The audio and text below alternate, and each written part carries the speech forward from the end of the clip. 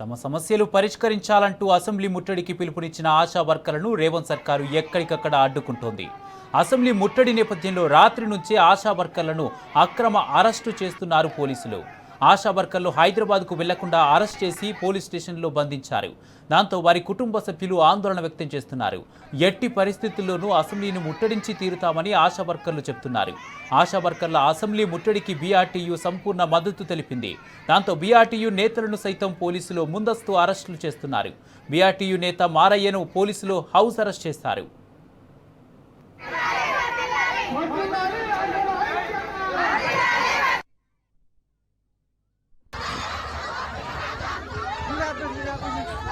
Cuidado, cuidado.